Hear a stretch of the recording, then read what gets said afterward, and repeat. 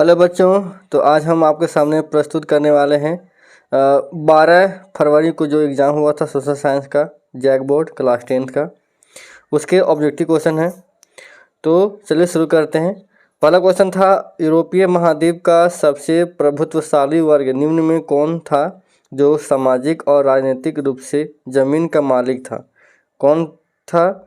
जैसा कि आपके सामने है, कुलीन वर्ग जो थे वो बहुत ही शक्तिशाली और प्रभुत्वशाली वर्ग के थे। ठीक है।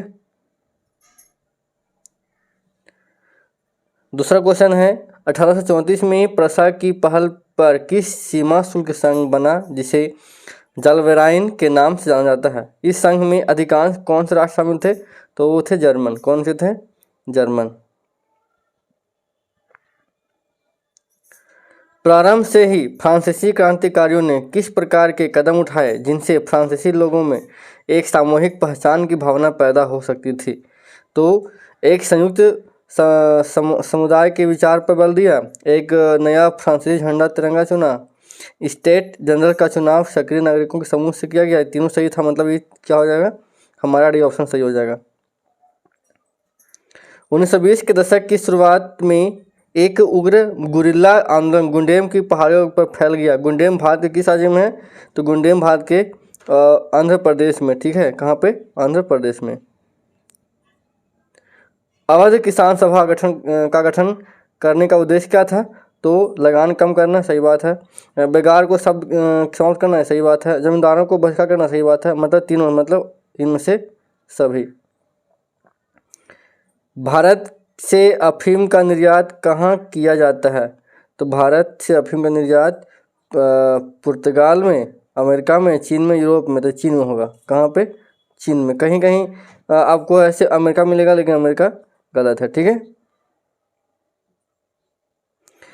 ब्रिटेन वुड्स सम्मेलन में अंतर्राष्ट्रीय मुद्रा कोष स्थापना किन उद्देश्यों को पूरा करने के लिए किया गया?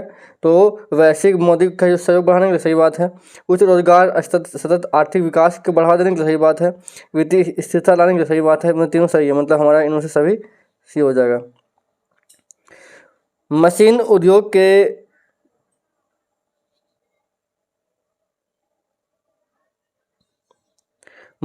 उद्योगों के युग से पहले अंतर्राष्ट्रीय कपड़ा बाजार में किस देश के रेशमी और सूती उत्पादों के दबदबा था?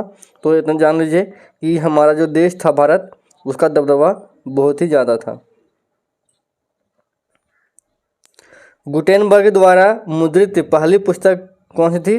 तो ये थी बाइबल। कौन सी थी? बाइबल।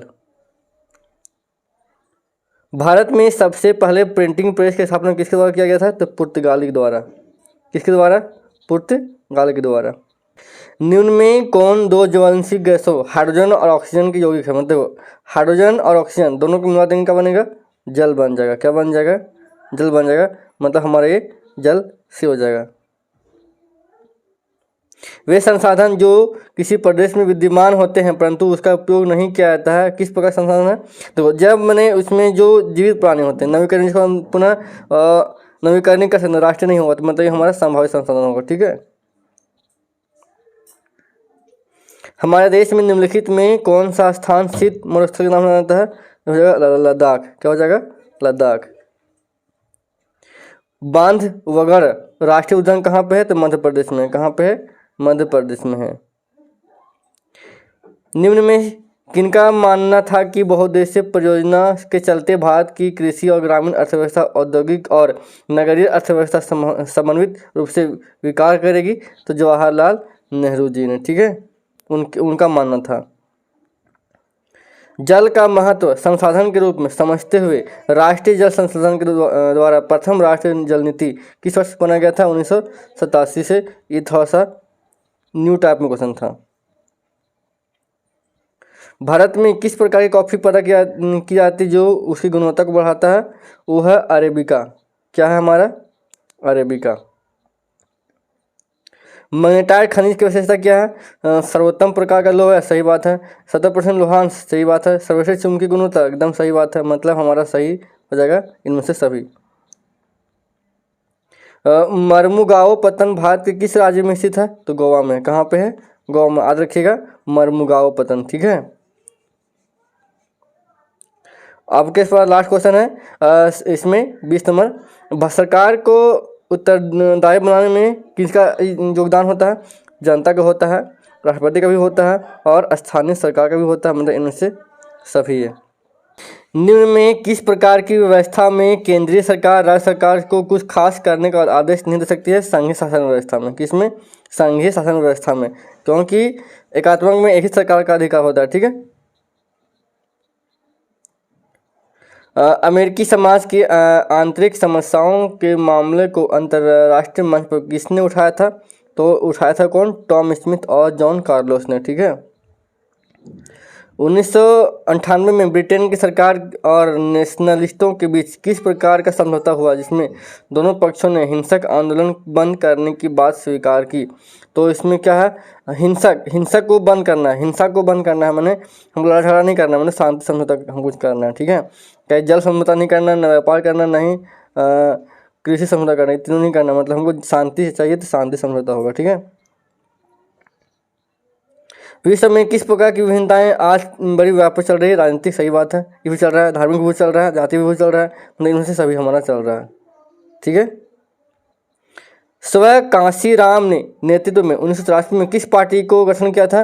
तो इसका आंसर होगा बहुजन समाज पार्टी, जिसका चुनाव चिन्ह है हाथी छाप। हाथी छाप। किसी विशेष वर्ष में उत्पादित किस प्रकार की वस्तुओं को कुल राष्ट्रीय आय की बात करेगा हमेशा, तो हमेशा दिमाग में रखना कि अंतिम मूल्य को ही जोड़ देता है। किसका होगा? अंतिम वस्तुओं के सेवाओं को। ठीक है। मुद्रा का प्राथमिक कार्य क्या है? मुद्रा का मुख्य कार्य है वस्तु विनिमय का माध्यम है। क्या है? विनिमय का माध्यम है। क्या है कि मुद्रा वह है जो मुद्रा का एक रूप है जो विनिमय का माध्यम, मतलब एक वस्तु को दूसरे वस्तु में बदलने की काम करता है। ठीक है। सरकार द्वारा अवरोधों और तथा प्रतिबंधों को हटाने की प्रक्रिया, ये परिभाषा ही दिया हुआ, और ये परिभाषा किसका है? उदारीकरण का परिभाषा है। ठीक है। भारत के सकल घरेलू उत्पाद का एक बड़ा भाग कौन सा क्षेत्र है? तो सेवा क्षेत्र, क्योंकि प्राथमिक और द्वितीयक दोनों को जो सेवा प्रदान करता है वो कौन है? सेवा क्षेत्र है, और सेवा क्षेत्र के बिना कोई कार्य नहीं हो सकता है। और लास्ट क्वेश्चन आपके पास है, भारत का राष्ट्रीय उपभोक्ता दिवस कब मनाया जाता है? 24 दिसंबर को। कब? 24 दिसंबर को। तो आई होप ये क्वेश्चन अच्छा लगा होगा, और ये जो क्वेश्चन पूछे गए थे एग्जाम में वो क्वेश्चन थे। ठीक है। फिर मिलेंगे नए वीडियो में, तब तक के लिए धन्यवाद।